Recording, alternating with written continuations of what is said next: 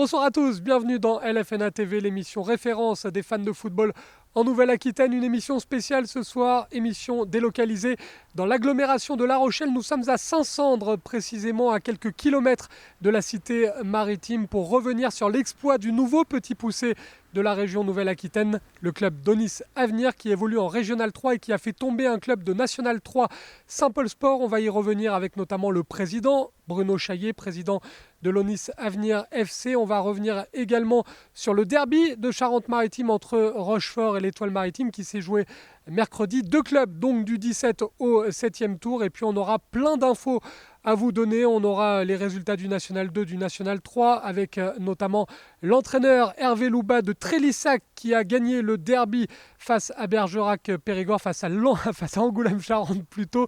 Bergerac-Périgord, on vous donnera également le résultat. Il y aura aussi un reportage consacré au football féminin qui était à l'honneur samedi en Nouvelle-Aquitaine. Et puis le portrait de la semaine consacré à un arbitre, André Pichon. Rendez-vous compte, il arbitre dans la région depuis 1980. Il en a vu des matchs, il en a distribué des cartons. Il sera interrogé par Twami Nassiri qui lui a consacré un reportage. Bref, LFNA TV très riche aujourd'hui en direct depuis les installations du club d'Onis Avenir. LFNA TV numéro 115, c'est parti.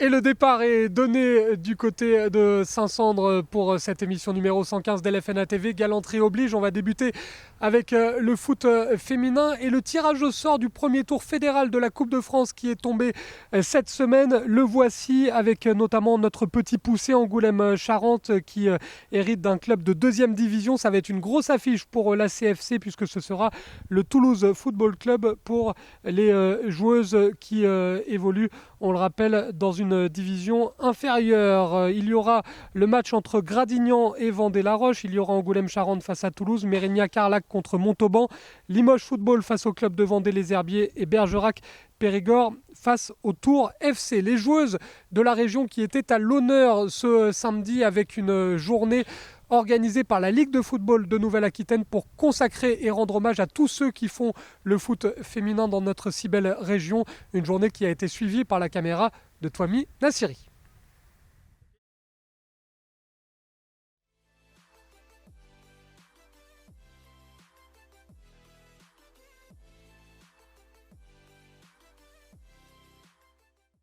Bienvenue encore une fois à tous. Merci d'avoir bravé le temps qui n'est pas des plus agréables aujourd'hui. Une journée dédiée au football féminin. On aura l'occasion de vous donner tout un tas d'informations. J'aurai aussi l'occasion de vous annoncer quelques sujets qui vont nous intéresser pour demain et après-demain. Les clubs de R1 féminin, avec quoi ils vont repartir ?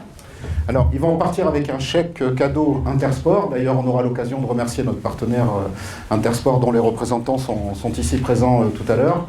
Mais c'est pour cette raison qu'on a considéré légitime que les clubs de R1 féminins devaient recevoir une compensation entre les kilomètres qu'elles ont parcourus à 2 poules et le fait qu'elles aient accepté de jouer sur une poule. Et ça se traduit par des bons d'achat chez Intersport. On a vu ça avec la commission féminine hier soir. Et effectivement, la commission féminine sera dotée d'un montant de 50 000 € à minima pour la saison prochaine, de telle façon à récompenser des actions qui seront menées au sein des territoires, de clubs, mais aussi de districts. On a décidé de se concentrer sur le soutien pour les clubs qui ont une école de football féminine. 5 jeunes filles de telle façon à dynamiser le contexte et à vous démontrer lors de cette journée qu'on est au soutien des clubs qui souhaitent développer le nombre de jeunes filles. On continuera à vous soutenir, vous le savez, sur le développement des infrastructures.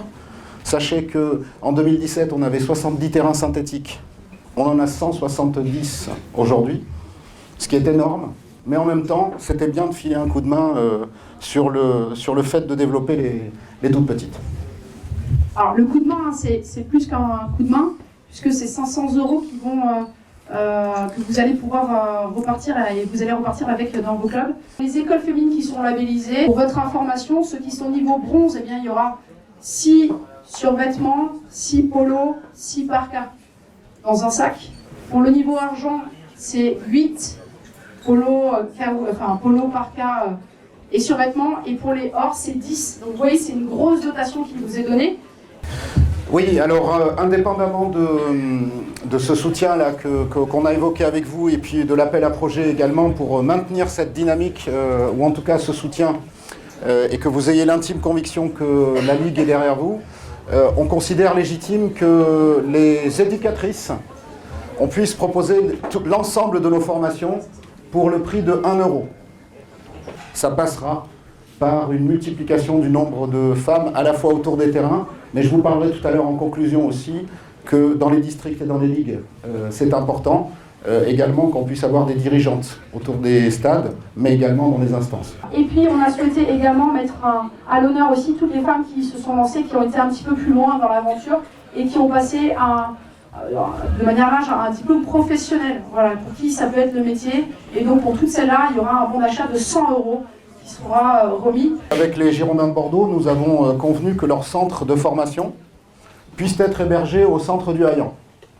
De surcroît, notre pôle espoir féminin, qui hier était logé au lycée d'Aguin, puisqu'il concernait des jeunes filles lycéennes, va se transformer en pôle espoir pour les collégiennes, pour ressembler à notre pôle espoir garçon, qui lui est au Creps. Oui, le mot de la fin pour naturellement, encore une fois, vous remercier. On a encore réalisé un excédent de 180 000 €. Ces 180 000 € n'ont pas vocation à se remplir davantage les caisses, mais elles ont bien vocation à vous être restituées. On réfléchit également, et la question vous sera posée, à la restitution d'une partie des excédents qui ont été réalisés depuis le début de la confiance que vous m'avez accordée en janvier 2017. Je trouve que c'est naturel, pour vous remercier également de votre confiance, de vous restituer une partie de ces excédents. Voilà, je voulais vous remercier encore une fois et vous souhaiter une belle journée.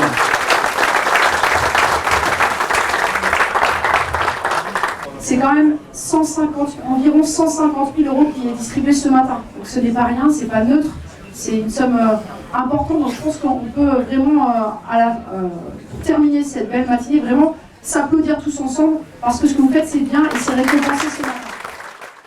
Tout d'abord, un grand merci au président de la Ligue de nous avoir tous rassemblés ce matin, beaucoup de participants.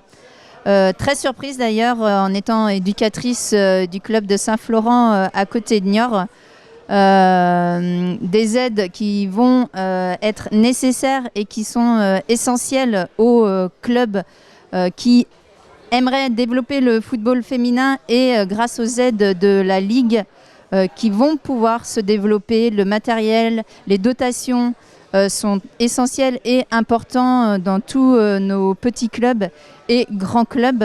Les éducatrices sont importantes et on voit que les jeunes commencent à arriver et ça c'est un grand développement et on peut être fier, le président de la Ligue peut être fier de toutes ces féminines qui sont présentes aujourd'hui.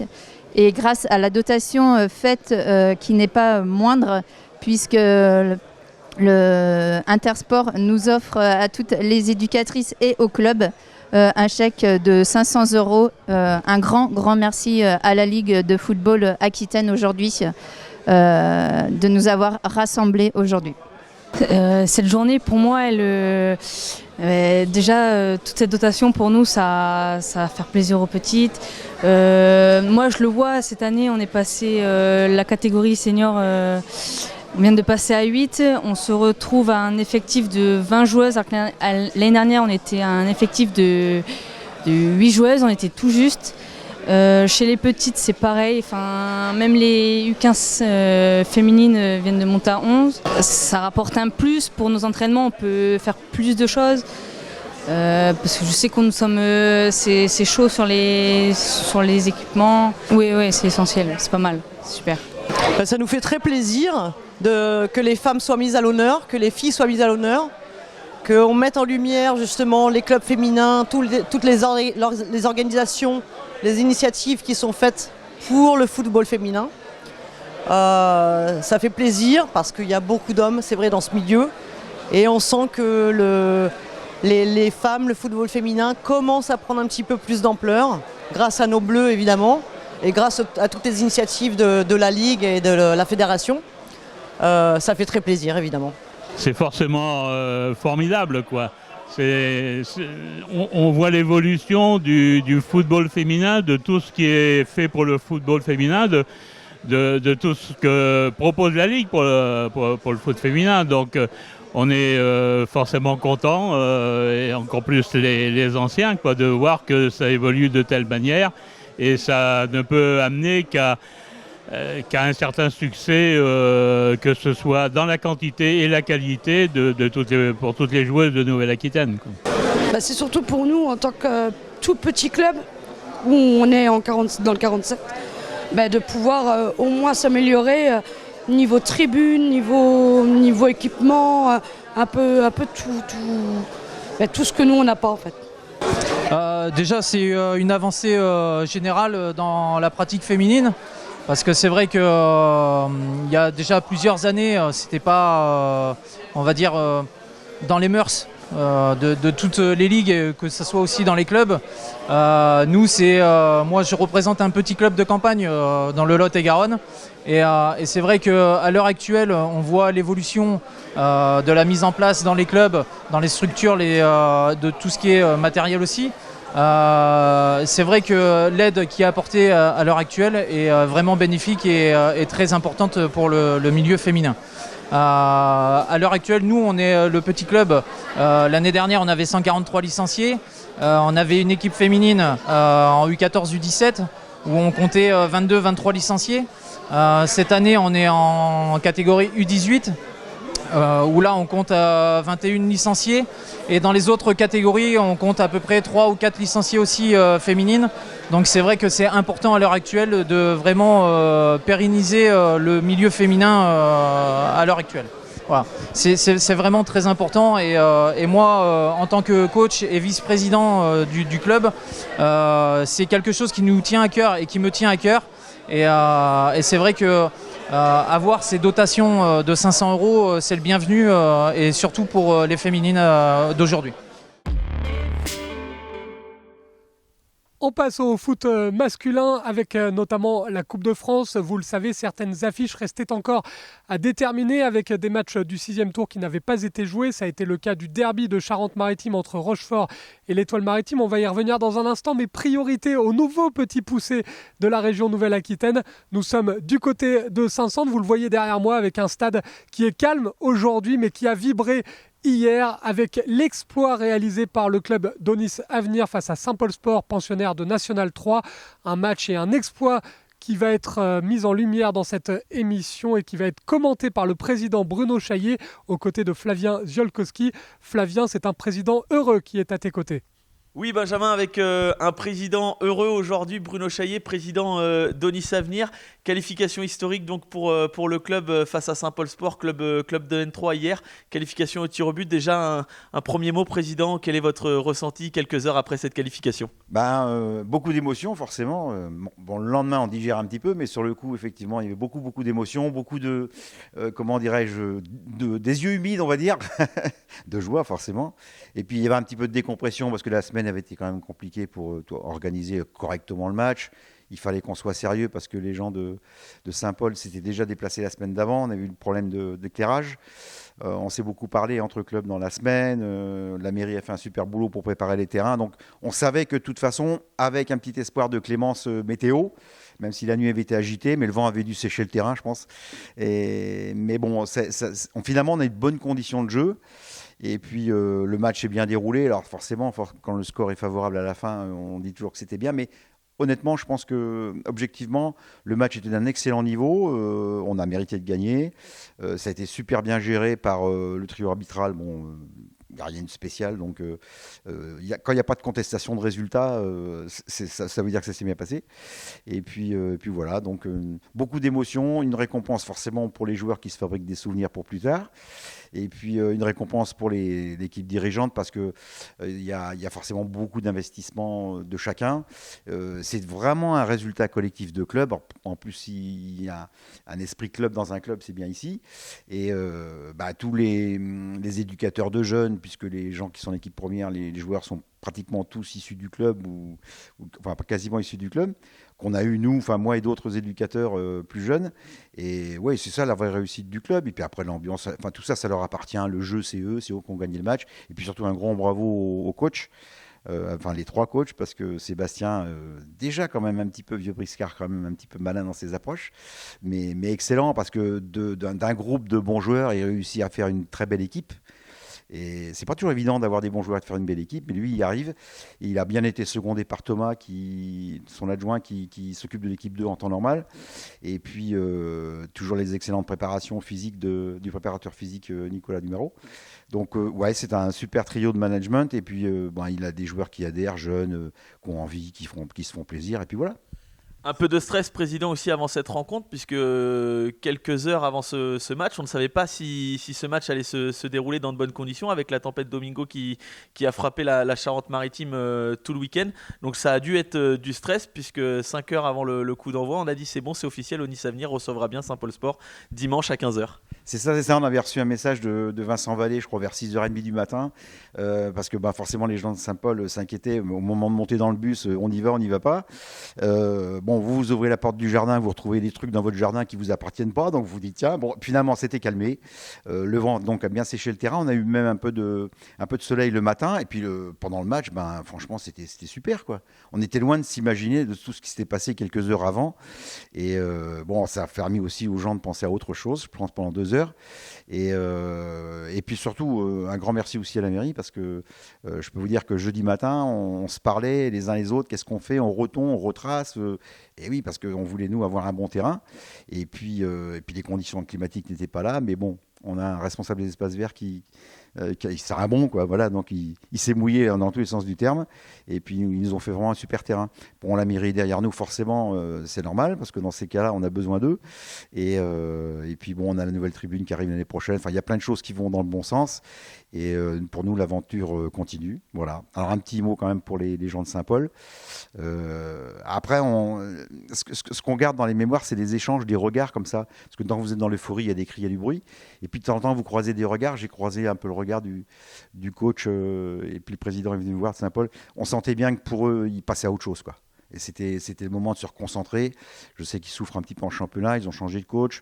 Leur jeune coach était, je pense, plus à la suite de leur championnat qu'à la rencontre. Je ne dis pas qu'ils ont laissé filer, mais c'est un peu compliqué pour eux, venir 2 fois en plus ici. Pour motiver son équipe, ils jouaient contre une équipe qui était 3 niveaux au-dessous. Bon, je pense que peut-être eux, dans leur tête aussi, ils n'y étaient pas trop. Bon, on en a profité, tant mieux. Bravo dans tous les cas à Saint-Paul Sport, donc club de National 3. Si vous le voulez bien, on va revenir un peu sur cette rencontre, cet exploit historique, grâce aux images notamment de Steven Jacques, joueur de Saint-Christophe d'ailleurs, que je salue. Saint-Christophe qui affrontera normalement la réserve d'Onis le week-end prochain. Donc sur ces images de Steven Jacques, dès le début de la rencontre, président, on voit une équipe d'Onis Avenir étouffer les joueurs de Saint-Paul Sport. C'était ça également l'idée ? On savait Sébastien savait que ça allait se jouer au milieu de terrain. On était quand même un petit peu préparés à subir, parce que 3 divisions d'écart, même s'ils ne sont pas en grande forme ou un classement super, mais il y a quand même l'habitude de s'entraîner 3 fois par semaine. Ils ont quand même des bons joueurs. Même si on a gagné, on a vu quand même qu'il y avait des joueurs qui étaient largement au-dessus de ça, au-dessus de la moyenne. Donc on était un petit peu prêt à s'arc-bouter un petit peu quand même. Et finalement, dès le début du match, on a été assez libérés quand même. On a bien pris position au milieu de terrain. On a eu quelques actions très rapidement avec Kylian, notamment devant, qui frappe le poteau. Franchement, le gardien était très bon, il est bien couvert. Mais on frappe sur le poteau. On a eu quelques minutes après, en deuxième mi-temps, enfin en première mi-temps, un centre en retrait avec une reprise sauvée par le gardien sur la ligne. Donc beaucoup d'éléments favorables qui nous ont en fait donné confiance, tout simplement, et puis qui eux, je pense, les ont fait douter un petit peu. Ils ont peut-être été surpris de la résistance. Et puis après, le début de deuxième mi-temps, le fait de jeu, le défenseur central qui bloque irrégulièrement notre attaquant qui part au but. Il nous l'a dit après, c'était une erreur de sa part, mais ça coûte un petit peu cher, parce qu'à un moment donné où ils auraient eu besoin de pousser, avec un joueur de moins, c'est quand même plus compliqué. Et puis ils n'étaient pas très à l'aise. Et puis je pense qu'après, il y a encore ce penalty que Kylian met sur le poteau. Il a fait un super match, le pauvre garçon. Il devait tellement mal dans sa tête, mais pas complètement mal, parce que c'est lui qui démarre la séance de penalty après derrière. Et il y a plein de petites leçons comme ça, individuelles et collectives, qu'on pourra retenir de ce match-là. Hein, on a 2 échecs et puis en fait on se remet dedans et on réussit au 3e coup. C'est extra, c'est extra. On va reprendre juste donc 0-0 à la mi-temps et notamment donc ce fait de jeu, comme vous le disiez président, le numéro 5 de Saint-Paul Sport qui vient du coup ceinturer l'attaquant de Onis Avenir, le numéro 5 de Saint-Paul, Damien Guével, qui malheureusement du coup laisse ses coéquipiers à 10 contre 11 pour cette deuxième période. Et à la 88e minute, ce penalty donc pour Onis Avenir qui aurait pu permettre une qualification plus rapide. Qu'est-ce qui se passe selon vous dans la tête de votre attaquant, vous l'avez dit, Kylian Guigné, qui fait une excellente rencontre? Qu'est-ce qu'il doit se dire juste avant de tirer ce penalty? Est-ce que vous l'avez eu après la rencontre? En fait, il serait encore mieux à même que moi de vous répondre. Je pense qu'il n'a pas eu trop le temps de douter parce que, et j'avais senti d'ailleurs ça avant le début du match, je savais qu'ils étaient très très concentrés. Comme on est une équipe jeune, de temps en temps, ils peuvent être un petit peu tentés de s'éloigner un petit peu du terrain, enfin de leurs objectifs. Et là, franchement, il est resté dans le match. Enfin, il ne restait pas beaucoup de temps, mais resté concentré et il a été premier tireur. Donc ça veut dire qu'il n'a pas lâché, qu'il était finalement bien. Très déçu sur le moment, il s'est plié à genoux sur le terrain, enfin, on sentait qu'il était pris par l'émotion, mais non, c'est passé très très vite. Et c'était assez bizarre d'ailleurs parce que on a eu un peu peur, parce qu'on s'est dit que c'est fatalitas, quoi. Toutes les occasions, on mène, on va quand même pas perdre ce match. Mais bizarrement, il y avait une forme de sérénité, c'était très curieux, c'était très bizarre, et même je pense dans le public, personne n'a eu fondamentalement peur qu'on ait loupé ce penalty, je pense. Mais bon, c'est comme ça, c'était écrit, l'histoire était écrite. Kylian Guigné du coup qui manque ce penalty malheureusement à la 88e face à Jean-Christophe Boué, gardien de Saint-Paul Sport, passé par Amiens en 2017-2018 lors de sa carrière professionnelle, ancien joueur, ancien gardien de Villefranche-Beaujolais qui avait fait les barrages nationales Ligue 2 notamment, donc un gros morceau on peut le dire dans les cages. Et donc cette séance de tir au but qui commence, Kylian Guigné qui marque ce premier tir au but, égalisation de Saint-Paul Sport 1-1. Ça va de même pour le second joueur d'Onis Avenir qui réussit à la mettre dedans. Égalisation de partout donc de Saint-Paul Sport, et donc là Onis Avenir manque le 3e tir au but, et là on peut se dire c'est pas possible. On voit Sébastien Leland normalement sur la ligne de touche qui fait 1000 pas et qui se dit ça va nous échapper. Le penalty ensuite arrêté par votre gardien, donc toujours de partout, et c'est là qu'on voit votre numéro 11 à Onis qui va venir délivrer votre équipe, et on va voir des scènes de joie. Là, qu'est-ce que vous vous dites? C'est la délivrance. On a les larmes qui coulent le long du visage. Oui, complètement. Il y a eu une espèce de... Enfin, oui, comme un cri, une délivrance. Oui, je pense que c'est... C'est Théo Blanc, pardon. C'est Théo Blanc, le joueur de Onis Avenir qui vient offrir la qualification. Ouais, Théo, mais souvent, c'est un garçon plein de confiance. Il a du sang-froid et il n'a pas eu peur. Et puis, j'étais assez confiant sur son tir. Et puis, forcément, après, tous les jeunes qui rentrent sur le terrain, qui vont féliciter leurs copains, toute l'ambiance, tout ça. Mais moi, je retiendrai un petit truc un peu particulier, mais bon, ça ne m'appartient pas qu'à moi, puisqu'il y avait plein de témoins. C'est le petit échange que j'ai eu avec Sébastien après. Il y avait son épouse qui est venue sur le terrain avec ses fils, et on a échangé quelques mots, mais bon. Et bon, le gros était déjà passé dans l'émotion, mais ouais, c'est des choses comme ça qui restent. Des regards avec l'entraîneur adverse, qui est déçu forcément, mais il n'y a pas de mots pour ça. Même entre nous, avec les dirigeants, les anciens, tout ça, on n'arrivait pas à parler. Voilà, même encore quand j'en parle un peu ce matin, je revis un petit peu ça. Mais ouais, ça serait super souvenir. Et puis bon, maintenant, une R1, on verra. On ne sait pas. Bon, après, ce sera Rodez, mais c'est... Enfin, je pense qu'ils vont passer. Mais là, c'est un autre rêve. Donc, Onis Avenir face au Stade Mayennais, club de R1. 2 niveaux d'écart. Il y avait 3 niveaux d'écart entre Saint-Paul Sport et Onis Avenir. Là, c'est un niveau de moins. Donc, affronter une R1. Quel est le programme désormais? Ça va être beaucoup de travail pour préparer cette rencontre, et savoir déjà où vous allez jouer, et en fonction des conditions météo, si elles se calment. En fait, alors il y a effectivement les conditions météo, ça va être un petit peu compliqué parce que j'étais encore avec la mairie ce matin pour la position qu'on va adopter par rapport au terrain déjà. Et puis je fais confiance à Sébastien pour remettre tout le monde un petit peu dans le droit chemin, si je puis dire. Enfin, pour les brebis égarées peut-être, pour le match de samedi prochain en championnat contre nos amis et voisins de Caponis. Retour à la réalité entre guillemets, puis après on va rêver après pour le week-end d'après. Mais non, après, je pense qu'il faut que tous la tension et ça pèse un petit peu, et puis qu'on se mette maintenant dans la phase de préparation, nous les dirigeants, pour le match suivant de coupe. Et puis pour le reste, la routine du championnat, on va reprendre les séances d'entraînement. Bon, on est un petit peu embêté avec les terrains pour s'entraîner, mais on a la structure de Pulboro qu'on utilise quand même pas mal en repli sur le foot à 11, donc ça va le faire. De toute façon, tous les clubs sont le GMM enseigne en ce moment au niveau climatique, hein. Donc bon, on va s'adapter. Vous avez le droit de rêver, en tout cas, on vous le souhaite, donc en tout cas de franchir ce palier donc face au Stade Mayennais, club de Hérin dans quelques jours, avant pourquoi pas d'affronter l'Ogre Rodez, club de Ligue 2. En tout cas, on vous le souhaite, président. Voilà, Benjamin, un président heureux aujourd'hui à Onis Avenir, club de la commune de Saint-Saëns, près de La Rochelle. Merci à vous, président. Merci. Et à bientôt pour le prochain tour, j'espère. Voilà, Benjamin. Et un grand bravo aux joueurs d'Onis Avenir, au staff, à l'équipe dirigeante et évidemment à tous les supporters qui étaient nombreux dans des conditions météo pas forcément faciles. Onis Avenir qui ne sera pas le seul club de Charente-Maritime présent au 7e tour, puisqu'il y avait un derby entre Rochefort et l'Étoile Maritime, derby un peu particulier qui s'est joué au stade du Polygone de Rochefort dans un huis clos un peu bizarre, un huis clos avec des supporters de chaque côté. Le résumé de cette rencontre vous est proposé par Flavien Ziolkowski.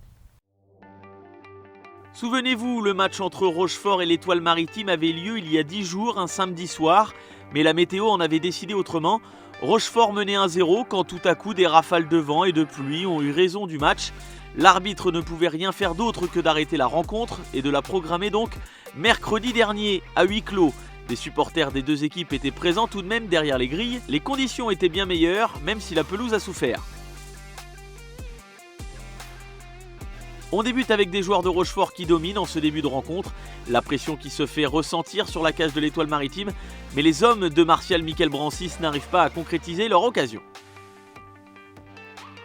L'Étoile Maritime sort petit à petit et sur un contre rondement mené, les joueurs de Étré Villeneuve-les-Salines viennent ouvrir le score par l'intermédiaire de leur numéro 9, l'infatigable Hansley Panel, qui efface joliment le défenseur et le gardien. Ça fait 1-0 pour l'Étoile Maritime.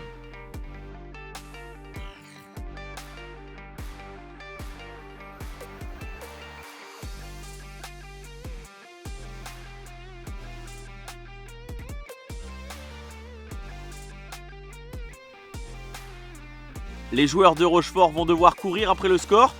L'Étoile Maritime prend place dans la moitié de terrain de Rochefort, mais cette frappe de Mohamed Latrache ne trouve pas le cadre.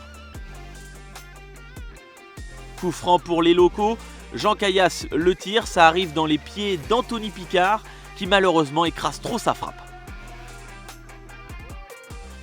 Quelques minutes après, les joueurs de Johan Chauveau sont à l'attaque. Lilian Lacroix, décalé sur le côté gauche, remet à Mohamed Latrache dans l'axe, qui donne pour Julien Diallo, mais le portier de Rochefort, très bon lors de cette rencontre, Sylvain Robin, réalise une très belle parade. Juste avant la pause, l'Étoile est à 1 cm de doubler la mise sur cette belle frappe d'Hansley Panel, toujours lui, mais la barre vient sauver Sylvain Robin et Rochefort, 1-0 en faveur de l'Étoile Maritime. L'arbitre siffle la mi-temps. De retour des vestiaires, Rochefort va devoir courir après le score, ce que redoutait d'ailleurs Martial Michael Brancis. Rochefort, par l'intermédiaire de Nathan Deveau-Bruno, va se procurer une énorme occasion, mais la tentative du numéro 11 de Rochefort échoue sur la barre.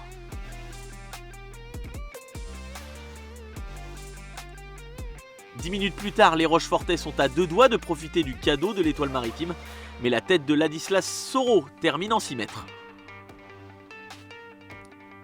Rochefort pousse et la frappe contrée de Jean Caillas à l'entrée de la surface passe juste à côté du but gardé par Léon Colli.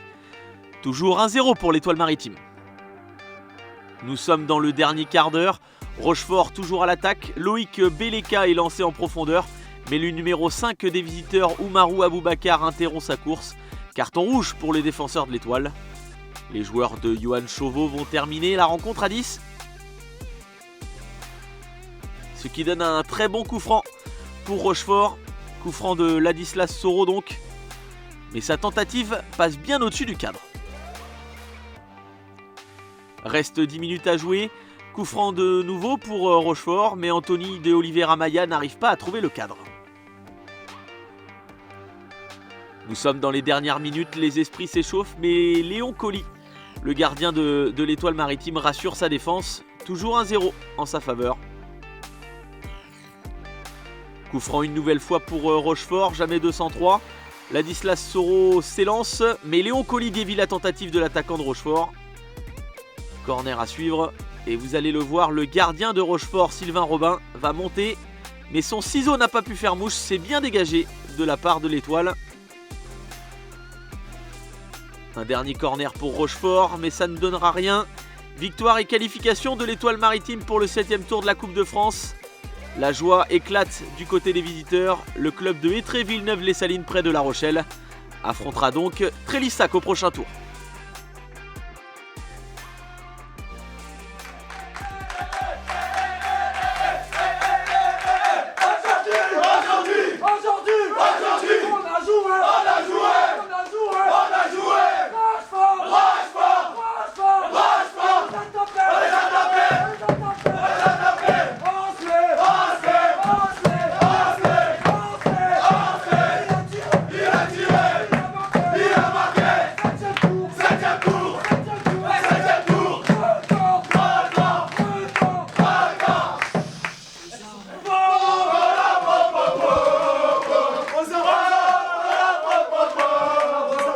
Avec Lilian, l'un des joueurs du match cet après-midi face à Rochefort. Derby de Charente-Maritime. Bravo Lilian, c'était pas évident. C'était un match très difficile. Un 6e tour, on s'y attendait. Suite aux intempéries de samedi, on a dû rejouer le match ce mercredi. Donc on savait que ça allait être d'autant plus compliqué face à une très très belle équipe de Rochefort. Les conditions étaient plus favorables que ce samedi. Le terrain tout de même était un petit peu gras. Mais c'est la coupe. C'est des matchs différents à chaque fois. Ça n'a rien à voir avec le championnat. Et c'est l'équipe, je pense, qui a eu le plus la dalle qui l'a emporté aujourd'hui. Au niveau des conditions de jeu, quand même, ça vous avantageait parce que vous êtes une équipe avec des joueurs très techniques, c'était plus facile de jouer quand même. Oui, c'est vrai qu'on a cette qualité au milieu de terrain de pouvoir poser le ballon au sol, être assez technique, même offensivement. Après, ils ne sont pas sans reste non plus, ils ont de très bons joueurs. Le 8, le 10, voilà, ça joue très très bien au ballon. Je pense que c'était 50-50 au coup d'envoi. On a eu la chance de marquer assez rapidement dans le match. Et ensuite, on a, comme on dit, mis le bus. Et ça a fonctionné. Voilà, on a été solide jusqu'à la fin du match. Et on savoure la qualification maintenant. Qualification méritée. Alors, on attend de savoir ce que Onis Avenir va faire. Mais peut-être que vous allez être le club qui va représenter la Charente-Maritime au prochain tour. Le seul, c'est une fierté, je suppose. C'est une très grande fierté de représenter le district Charente-Maritime. Voilà, on espère tout de même qu'Onis Avenir va avoir une issue favorable suite à ce qui s'est passé face à Saint-Paul, qui vont pouvoir eux aussi peut-être se qualifier. Ça serait beau aussi d'avoir 2 clubs de Charente-Maritime. Je crois que c'est du jamais vu au 7e tour. Donc, mais on est content et sans même parler de derby ou de Charente-Maritime, voilà, c'est une première pour le club. On va fêter ça comme il se doit et ensuite se tourner vers le championnat qui reste malgré tout le plus important. Mais on a tout de même regardé le tirage au sort, Trélissac, redite, rebelote, une revanche. Donc voilà, on s'était dit qu'il fallait donner une belle fête aux supporters et recevoir Trélissac, ça va être une très très belle fête Nationale 2. Donc voilà, le championnat et puis ensuite Trélissac à la maison, on a hâte, on a très hâte. Ouais. Avec des retrouvailles bientôt contre Rochefort, en plus il y a une revanche qui arrive très vite. Ouais, c'est vrai, on va rejouer contre Rochefort. Bon, comme je l'ai dit, la coupe et le championnat, c'est 2 choses différentes. Mais bon, à leur place, c'est vrai que je l'aurai quand même en tête, donc on sait que ça va être encore plus difficile. Ça ne sera pas un match habituel, mais voilà, pour l'instant, on prend le temps de savourer et on pensera à la suite après. Parce que avant Rochefort, il y a un match dimanche face à Thouars. Donc voilà, on est tourné vers ce match-là, mais pour le moment, place à la fête. La fête avec aussi les supporters, parce que c'était un faux huis clos, entre guillemets. Ils vous ont aidé, je suppose, à la fin en infériorité numérique pour tenir. On est 12, 13, 14 avec les remplaçants. On est 15 avec les supporters. C'est un vrai plus. L'Étoile Maritime a son club de supporters. J'ai joué dans plusieurs clubs dans la région, en Vendée aussi. J'ai jamais vu des supporters qui se déplaçaient aussi loin, qui étaient aussi nombreux, qui donnaient autant de voix. C'est un vrai plus pour nous.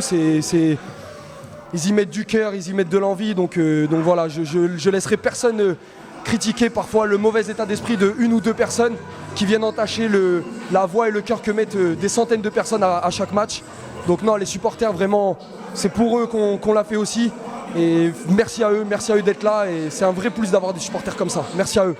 Bravo Lilian, et allez célébrer ce qui vous attend. Merci.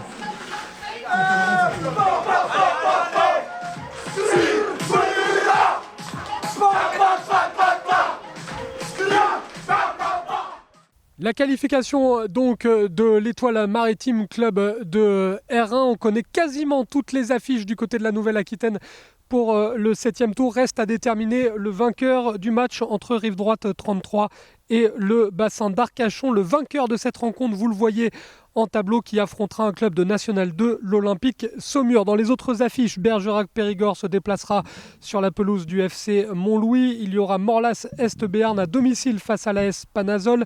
Le Canet qui sera opposé aux Girondins de Bordeaux. Vierzon face à Angoulême-Charente, un club de N3 contre un club de N2. Il y aura une opposition 100% National 3 entre le Stade Poitvin et l'US Castanet. Blagnac recevra l'Aviron Bayonnais dans un autre duel 100% N3.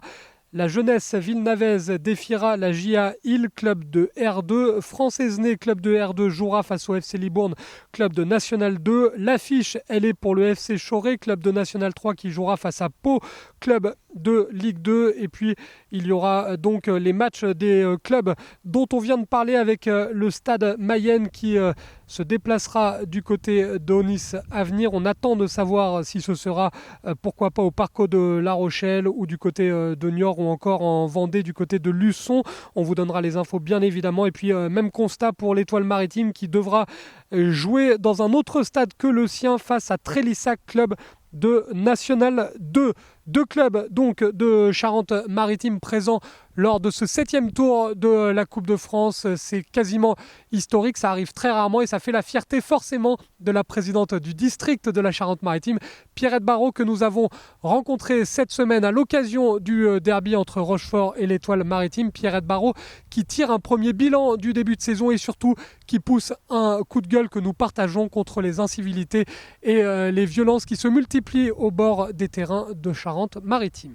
Avec Pierrette Barrault, la présidente du district de Charente-Maritime. Bonjour Pierrette. Bonjour. Ravi Pierrette de vous retrouver sur ce terrain. On a eu ce matin le tirage au sort du premier tour fédéral. Une chose est sûre, et ça on est content parce que c'est pas non plus tous les ans, il y aura un club de Charente-Maritime quoi qu'il arrive lors du prochain tour. C'est vrai que c'est la première fois que nous avons 3 clubs en Charente-Maritime qui participaient au 6e tour. Et forcément, on aura un club dans le 7e tour. Donc c'est vraiment exceptionnel et bon, c'est très bien pour notre district. Et malheureusement, on pense à Périgny, on pense notamment à d'autres clubs qui ont fait un beau parcours. On est aussi dans l'attente d'Onis Avenir. Est-ce que vous avez des nouvelles, Pierrette ? Non, pas du tout. Par contre, je reviens sur Périgny. Bon, ils ont fait un très bon résultat parce qu'ils ont perdu, je crois, suite à un pénalty à la 89 minutes. Et je pense que le match devrait se dérouler dimanche prochain et je croise les doigts, surtout pour que le match se fasse parce que les conditions quand même météo sont très mauvaises en ce moment. Alors on sait qu'on aura un club de Charente-Maritime puisque actuellement il y a la confrontation entre Rochefort et l'Étoile Maritime, club on le rappelle de La Rochelle et de l'agglomération avec le club d'Étré. Une chose est sûre, on connaît le futur adversaire. Trélissac, ça ne sera pas évident au prochain tour. Tout à fait, bon, ils sont en N2, hein, je crois, donc c'est un très très gros morceau. Bon, en plus le match se fait quand même, la bonne nouvelle, ça se ferait à domicile, ou à Rochefort ou à l'Étoile Maritime. Mais c'est vrai qu'il va falloir être très très costaud, je pense, pour ce 7e tour. En dehors de la Coupe de France, Pierrette, est-ce qu'on peut, fin octobre, tirer un premier bilan du début de saison sur l'ensemble des terrains de Charente-Maritime ? Oui, mais écoutez, les compétitions, malheureusement j'étais obligée de fermer le week-end dernier et ce week-end. Le championnat se déroule bien. Bon, nous avons maintenant remis notre pyramide bonne, donc on a pour la D1, la D2 et la D3. Il n'y a pas de problème. Bon, malheureusement, je déplore toujours trop d'incivilité sur nos terrains. Bon, je fais une grosse réunion le 9 novembre avec tous les présidents donc, des clubs de Charente-Maritime et également donc, leurs entraîneurs. Bon, pour parler d'autre chose, de la formation également donc des éducateurs, mais je vais mettre encore l'accent sur les incivilités parce que là, à mon avis, on ne peut plus continuer comme ça, aussi bien sur les clubs, sur les matchs de jeunes. J'ai des problèmes avec les jeunes, les 18 ans, j'ai déjà fait des matchs à huis clos et c'est pas possible de continuer. Donc il faut vraiment une prise de conscience de tous et là, je pense que les présidents quand même ont un mot à dire. Hein. Il faut une prise de conscience, c'est absolument indispensable. Et on le rappelle d'ailleurs dans chaque émission d'LFNA TV, on rappelle ce dicton, ce proverbe qui est le nôtre désormais. Le football, qu'il soit professionnel ou amateur, ça reste un jeu et c'est vrai qu'il faut marteler ce message régulièrement, Pierrette. Tout à fait. Bon, même je vois dans des matchs même de U12, U13, je suis obligée de mettre des arbitres. Donc c'est absolument inadmissible. Donc le rôle des entraîneurs, des éducateurs est très important, surtout pour les jeunes.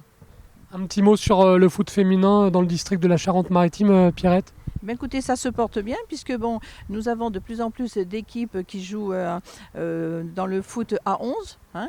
Bon, au niveau régional, bien sûr, on a le club de l'Entente de La Rochelle qui cartonne, mais le nombre d'équipes engagées en U18 régional à 11 et également en championnat, donc, où nous sommes avec le pôle de Charente et Charente-Maritime, on a une progression à ce niveau, donc c'est très très bien. Le foot diversifié, maintenant qu'on a fait aussi le foot féminin. Alors là, c'est la bonne nouvelle, hein, parce que bon, j'avais mis un petit peu la pression. Et c'est vrai que nous avons repris donc, cette année notre championnat départemental de futsal, donc avec 8 équipes, peut-être 7, parce que j'ai un problème avec un club. Donc là, je suis très très contente. Et au niveau du foot en marchand, c'est pareil. Nous avons donc une catégorie donc, élite et une autre. Nous avons deux poules, donc c'est bien. C'est un début, donc évidemment avec le club d'Aulnay qui est quand même le club phare de notre département et qui marche très très bien donc, au niveau régional. Et puis un dernier mot pour conclure, Pierrette, puisqu'on parlait tout à l'heure de Périgny. On sait que c'est un élément important de la part de la Ligue de football de Nouvelle-Aquitaine, c'est aussi le synthétique. Alors là, on a eu des conditions météo compliquées ces derniers temps avec beaucoup de pluie. On a parlé de Périgny tout à l'heure, on sait qu'il y a un projet, on sait qu'il y a un projet ici même, du côté de Rochefort. Tout cela, ça en est où? On avance bien, Pierrette? C'est la bonne nouvelle, bon, parce que bon, le maire, M. Blanchet de Rochefort, l'inauguration des terrains de Rochefort vont se faire, je crois, à partir de décembre.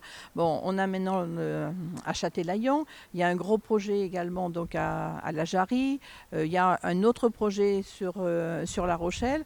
Il y a une dynamique au niveau de nos terrains synthétiques en Charente-Maritime. C'est vrai que Saint-Jean-d'Angély également, c'est un bonheur et notre cadre technique, Carla Théba, a fait des stages. Quand il y a un problème, on y va aussi. Il y a beaucoup de choses qui se passent en Charente-Maritime. Et au niveau du FAFAL, j'ai une commission régionale. Donc c'est vrai que je défends beaucoup les intérêts de mon district. Et on vous avait vu au FFF Tour du côté de Royan, ça joue aussi sur le sable en Charente-Maritime. Tout à fait. Là aussi, bon, j'espère que l'année prochaine aussi, il faut de plus en plus de clubs qui viennent. Alors c'est vrai que c'est la période des vacances scolaires, les éducateurs sont en vacances aussi, mais bon, c'est toujours une très grosse manifestation et l'année prochaine, on y sera toujours si la Fédé veut bien nous confier encore l'organisation conjointe avec eux. On a évoqué tous les sujets, c'est toujours un plaisir de croiser Pierrette Barraud sur les terrains de Charente-Maritime ou d'ailleurs. Merci beaucoup, Pierrette. Merci et à très bientôt de vous revoir. Après la Coupe de France, place au championnat, les résultats de la 8e journée de National 2 avec le groupe B, celui qui comporte les clubs de Nouvelle-Aquitaine. Et vous le voyez, Trélissac a remporté le derby face à Angoulême-Charente, 2-1. Match reporté entre Bourges et Blois, match remporté par Avoine-Chinon sur la pelouse de la réserve d'Angers. Et puis concernant les clubs néo-aquitains, la défaite de Bergerac 2-1 sur le terrain de Romorantin, la victoire de Libourne qui continue son superbe parcours en gagnant à Saint-Privé-Saint-Hilaire 2-1. Je vous le disais, le derby a été remporté par Trélissac 2-1 face à Angoulême-Charente. Et pour revenir sur cette rencontre, pour parler du tirage au sort de la Coupe de France et faire un bilan du début de saison, nous sommes avec l'entraîneur de Trélissac, Flavien Ziolkowski, a eu en visio Hervé Louba. On le retrouve tout de suite dans cette émission d'LFNA TV. Nous sommes avec Hervé Louba, le coach de Trélissac, après la victoire face à Angoulême Charente FC ce week-end. Une victoire 2-1, une victoire qui fait du bien, ça vous donne de l'air. Un homme heureux aujourd'hui, je suppose. Oui, effectivement, parce que c'est quand même notre première victoire de la saison. Sur les 8 rencontres de N2, on n'avait perdu que 2 fois, donc on n'avait pas à rougir de ça. Mais par contre, on n'avait pas gagné, on avait fait 5 matchs nuls. On avait à cœur de connaître cette première joie de victoire ensemble, et c'est ce qu'on a fait plutôt bien hier. Justement, c'est la première victoire cette saison en 8 journées. Comment vous l'expliquez? Pourquoi ça a mis autant de temps en début de saison? Alors, début de saison très compliqué. C'est à Romorantin. Notre saison, on fait un excellent match, peut-être le meilleur match de la saison à Romorantin, où on vient avec un match nul à 2-2, on prend un but à la 93e, sur la seule occasion qu'ils ont du match, parce que le premier but est un corner repoussé, où ça passe entre les jambes de tout le monde. On avait fait un excellent match, et ce match-là nous a fait du mal, parce qu'on l'avait très très bien maîtrisé, on avait très bien joué, c'était une belle production de jeu. Et derrière, on a fait Paris Atlético, où on a une mi-temps chacun. Le match nul est très logique. On a eu des matchs à Libourne où on se fait égaliser à la 97e minute, alors qu'on fait un match très très bien maîtrisé. On a un croisé ce match-là. Avoine-Chinon, c'est aussi une très belle production chez nous. On a peut-être 7 ou 8 occasions franches. Eux, ils n'en ont pas. Et c'est Mohamed Hamdi, mon défenseur central, qui met un CSC du genou à la 90e. Donc on n'a pas été épargné par la malchance, ou en tous les cas on n'a pas su mettre cette chance de notre côté, pousser les choses, aller plus profondément pour que la chance tourne de notre côté et pas en faveur de l'adversaire.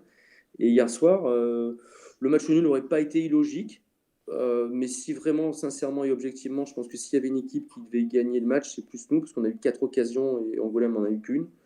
Donc, 2, pardon. Donc, hier, on a fait tourner justement cette chance en notre faveur, parce qu'on a été très très bon dans l'impact physique, très très bon dans la solidarité. On s'est créé beaucoup de situations, 4 belles occasions. Voilà, c'était un match complet hier. Je suis très fier de mes joueurs, parce que c'était un vrai match d'hommes, un vrai derby, et on a su l'emporter. Exactement, le derby néo-aquitain donc entre Trélissac et Angoulême, avec cette victoire de Trélissac. Hervé Louba, une victoire qui s'est dessinée à chaque fois les buts de votre équipe en fin de chaque période, à la 45e en première période et puis vers la 87e, 88e en seconde, alors qu'Angoulême avait égalisé vers la 78e.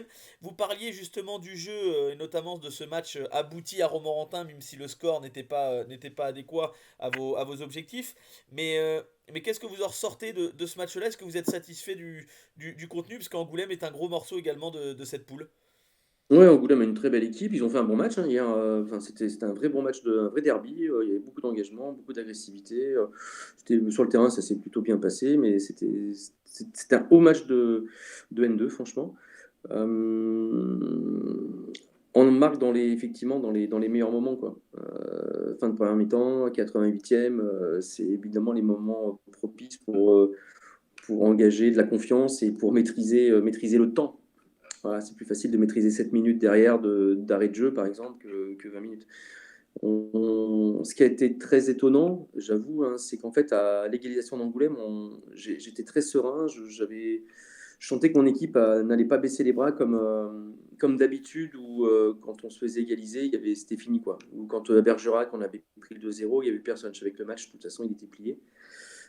J'étais pas inquiet. Et puis, je fais rentrer Romil à 25 minutes de la fin. C'est lui qui nous met le but vainqueur. Donc voilà, c'est bien pour lui, parce que mes attaquants avaient du mal, on marquait très peu, on jouait bien, mais dès qu'on arrivait dans la surface, on n'aboutissait pas nos actions. Et hier, je nous ai trouvé plutôt très bon offensivement par rapport à d'habitude.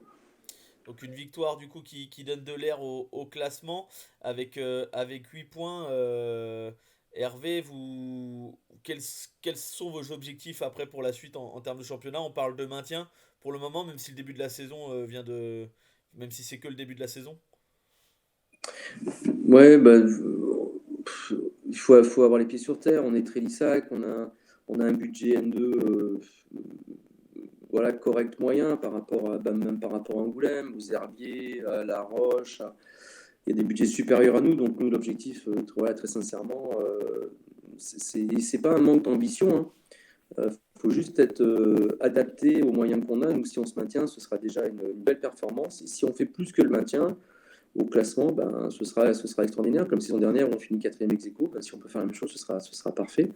Avec 5 descentes tous les ans, ce qui est aberrant, je tiens à le dire. La Fédé nous a bien pris pour des jambons, parce que ah oui, non, mais moi j'ai pas peur de le dire, c'est pas un souci.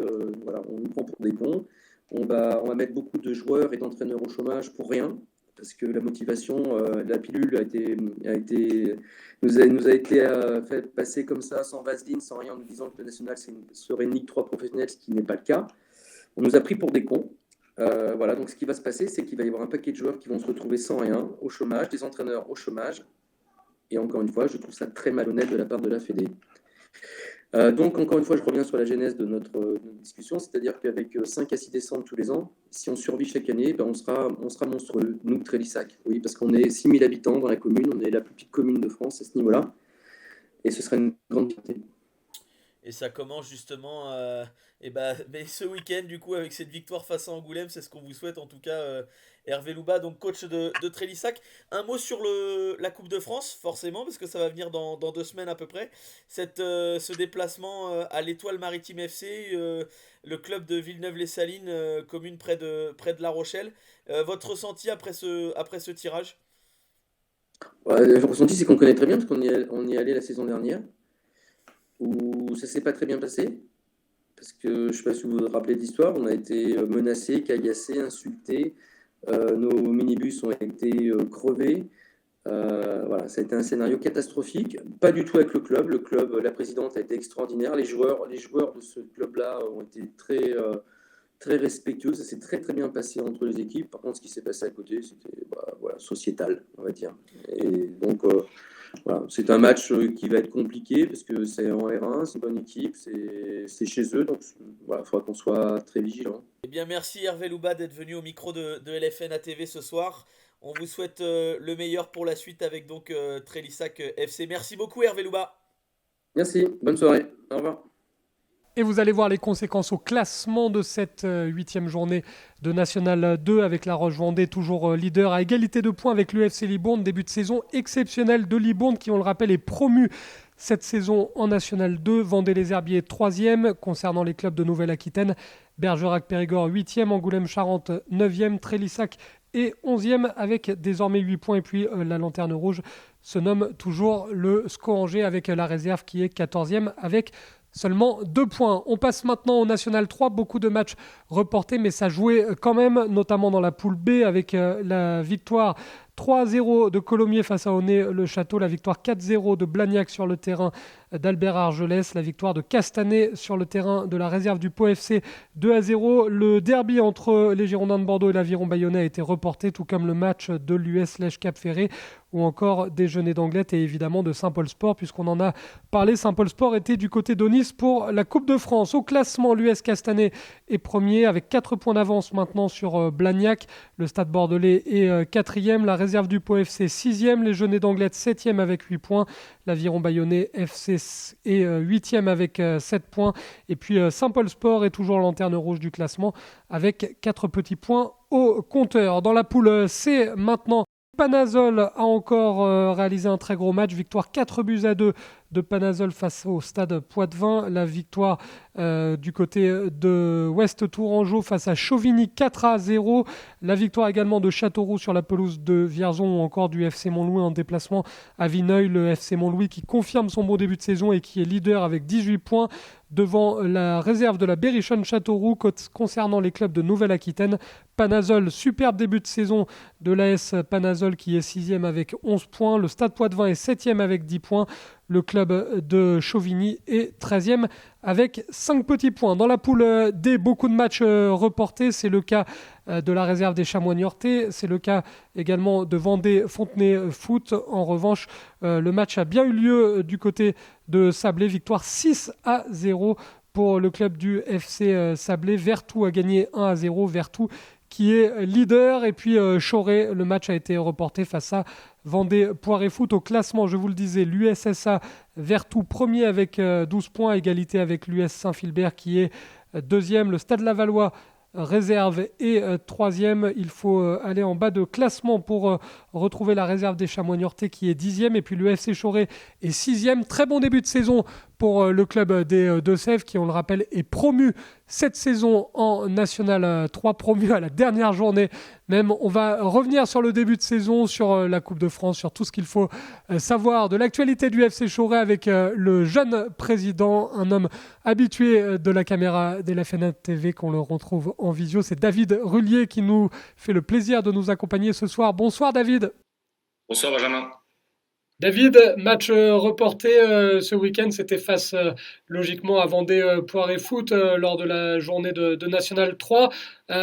C'était une consigne, c'était injouable du côté des Deux-Sèvres?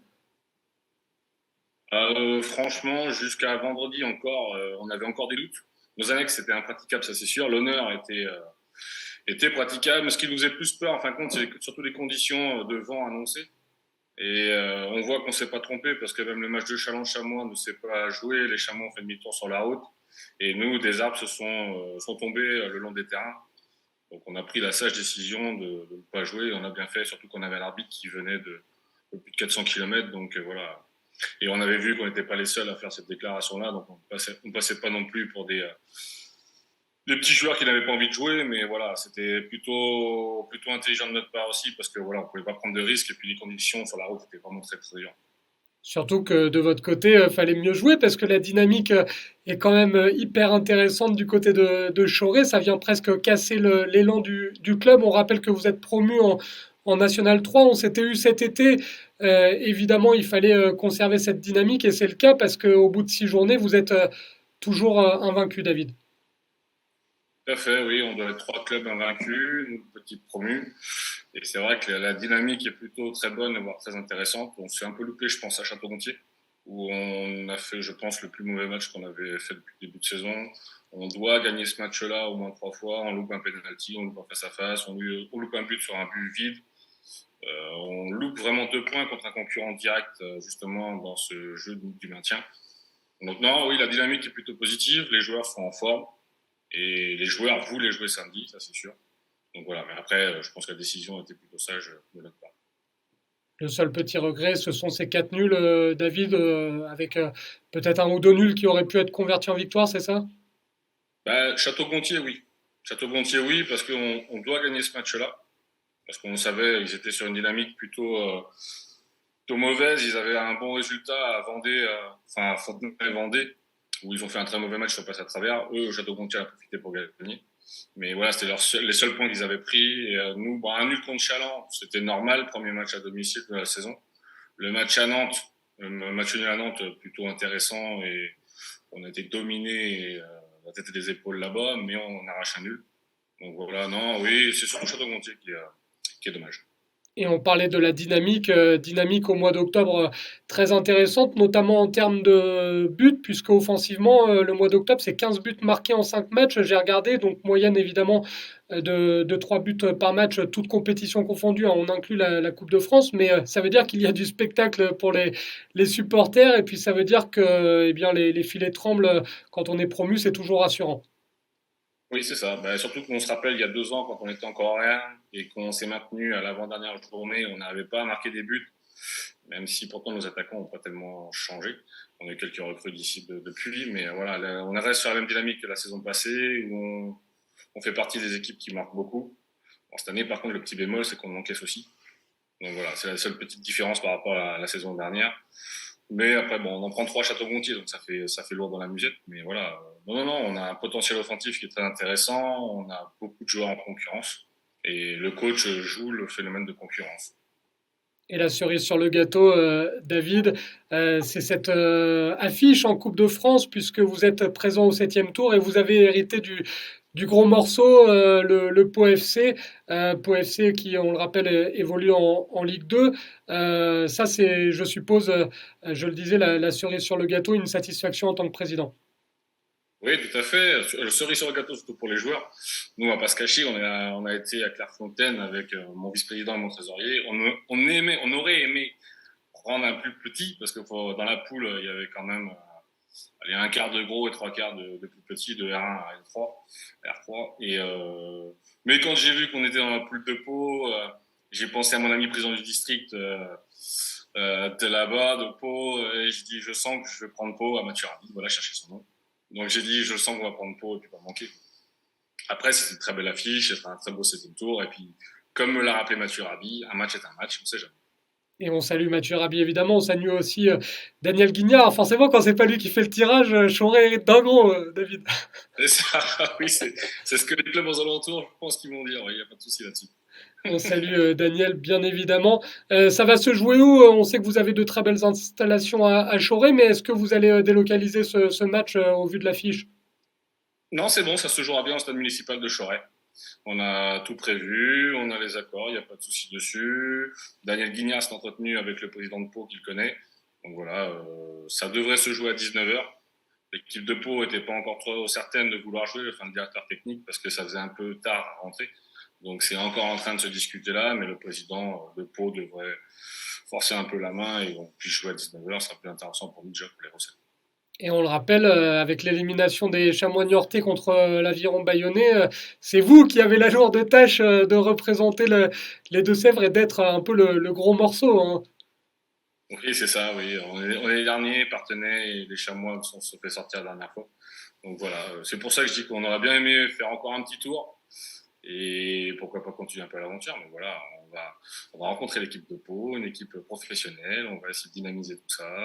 Les jeunes du club s'investissent aussi pour créer un petit club de supporters. Donc voilà, ça a créé une dynamique, ça a peut-être aidé le club aussi à grandir encore d'une façon différente. On y croit. En tout cas, on sera évidemment attentif à cette rencontre. On le rappelle, l'affiche entre le FC Choré et le Pau FC. Donc, la petite info, David, c'est qu'a priori, c'est samedi à 19h. Oui, parce que la Fédé a fait automatiquement le samedi 14h. Mais on a demandé à jouer à 19h, nos habitudes aussi à nous. Et on s'est aussi débrouillé pour trouver les hôtels pour le club de Pau, les restaurants s'il y avait besoin. Donc voilà, après c'est plus d'un côté sportif, oui c'est sûr que Pau, si le match a lieu à 19h, c'est plus compliqué pour eux, ils vont rentrer tard. Mais bon voilà, on leur fait une petite demande, je la réitère, on sait jamais. Mais voilà, nous on aimerait jouer à 18-19h. Ça permettrait aussi à nos jeunes de jouer le samedi et de pouvoir venir un peu au match, venir supporter l'équipe première, et puis voilà quoi. Puis nous on a une habitude de 19h. Puis, je vous dis après au niveau des recettes, c'est un plus quoi. Si le match se joue à 14h ou même dans l'après-midi, on sait que la buvette tournera moins, donc il y aura moins de rentrée d'argent, il y a plein de choses aussi comme ça. C'est aussi une fête pour le club. Une fête attendue à Choré et évidemment on enverra un reporter d'LFNA TV pour suivre tout ça. Vous l'avez mérité avec votre bon début de saison. Merci beaucoup David d'avoir accepté notre invitation et merde pour la suite de la saison.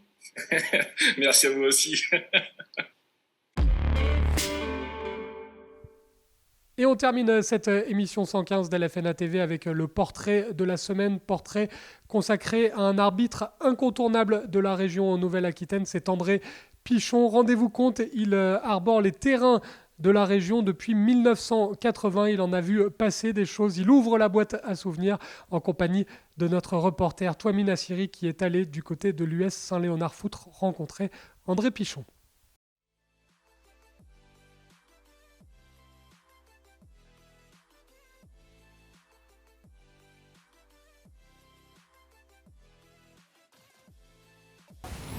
Mais pour ceux qui ne me connaissent pas, il n'y en a peut-être pas beaucoup, mais il y en a qui me connaissent. Je m'appelle André Pichon, j'habite à Chamétry, je suis marié et je suis à la retraite et j'ai 74 ans. Vous arbitrez pour quel club? J'arbitre pour le club de Saint-Léonard de Noblat, Haute-Vienne, et ça fait la 47e saison que j'ai attaqué. Est-ce que vous pouvez nous dire comment vous est arrivée l'idée d'arbitrer? Ben, l'idée d'arbitrer, c'est à la suite d'un petit accident en jouant, quoi, un genou, et puis il y a des collègues qui m'ont poussé un peu de venir, et puis le club avait besoin d'un arbitre, alors je me suis laissé tenter, quoi. Ça a été un peu difficile au début, mais bon, avec le temps, on s'y fait, quoi. Quels ont été vos plus beaux souvenirs d'arbitrage? Mes plus beaux souvenirs, ça a été la finale de challenge du district là, à Limoges. Stade de Beaublanc, enlevé de rideau d'une finale Coupe de la Haute-Vienne Bessines-Saint-Léonard. C'était un beau souvenir, oui. Est-ce que vous pouvez nous parler un petit peu de la différence qu'il y a au niveau de l'arbitrage entre avant et aujourd'hui? Avant, il y avait du respect, mais maintenant, je vois qu'ils regardent beaucoup la télé, les jeunes. Là. Alors, ils prennent un peu exemple sur les pros, c'est pas bien beau. Il y a plus de paroles qui incitent à la haine que le football, quoi. Je le vois comme ça, moi. Maintenant, je suis pas juge. Merci de nous accueillir, c'est vous. Je découvre tous ces trophées. Ça résume bien cette excellente carrière que vous avez dans l'arbitrage. Oui, j'ai eu des trophées par le district, par le club. Là, cette année qu'on a fêté nos 100 ans de club, ils en ont profité pour me faire la surprise de me fêter moi, pour mes 46 années de loyaux et services, quoi, l'arbitrage. J'ai été récompensé par le district, la ligue, le club, puis quelques amis, quoi. On a parlé de beaux souvenirs, on a parlé de trophées, mais est-ce qu'on peut aussi parler de votre pire match ? Ah oui, il y en a un qui m'avait beaucoup marqué et ça me rappelle encore des souvenirs. C'était au Viginal. Et là, c'était chaud, là. De l'époque où certains joueurs que je ne veux pas nommer parce que, bon, ils sont peut-être disparus, je ne veux pas faire... Mais ça ne leur avait pas coûté beaucoup de sanctions aux joueurs parce que le club avait été dissous la même année, alors ça n'a pas été un bon souvenir pour moi. Est-ce que vous avez un rituel ou un secret ? Ben, les secrets, je n'en ai pas, je ne suis pas comme ça, mais disons que dès que j'ai ma convocation, je suis déjà dans mon match là, et puis tous les jours je regarde les convocations si ça ne change pas parce que ça arrive à changer souvent des fois et je suis toujours un peu stressé, même une heure avant le match. Quel conseil vous auriez à donner aux personnes qui veulent se lancer dans l'arbitrage ? Mais disons que maintenant, là, c'est plus facile qu'à mon époque, parce que bon, les jeunes peuvent commencer déjà plus jeunes. Ils ont des formations un peu plus poussées que nous, on avait dans le temps, quoi. C'est pour ça qu'il y a des jeunes qui peuvent faire aussi bien le central qu'à la touche. C'est plus facile pour eux, quoi. Ils ont des cours, des entraînements, tout maintenant qui améliorent, quoi. C'est votre 47e saison d'arbitrage. Est-ce qu'il y a quelqu'un qui a compté pour vous durant tous ces moments ? Oui, ça c'est sûr que ça a compté un peu, c'est ma femme, quoi. Parce qu'elle m'a supporté quand même, parce que tous les dimanches j'étais parti, ou les samedis. Et puis pour les repas de famille, c'était pas toujours facile, il fallait calculer les matchs aussi que c'était. C'est pas toujours rose, quoi. Mais ça se passait bien dans l'ensemble.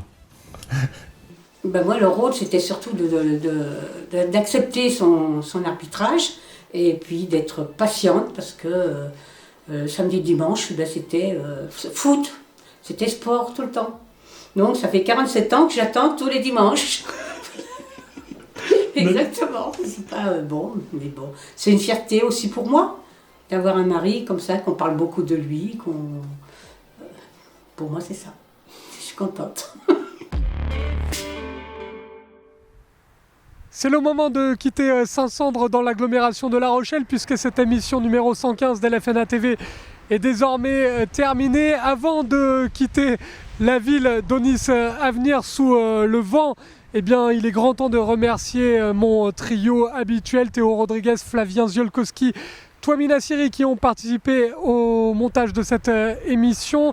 Merci à tous les interlocuteurs qui ont accepté de répondre au micro d'LFNA TV. Merci à vous pour votre fidélité. Vous n'hésitez pas à vous partager, vous commentez cette émission comme vous le faites d'habitude. Et surtout, on va répéter le message comme on le fait semaine après semaine.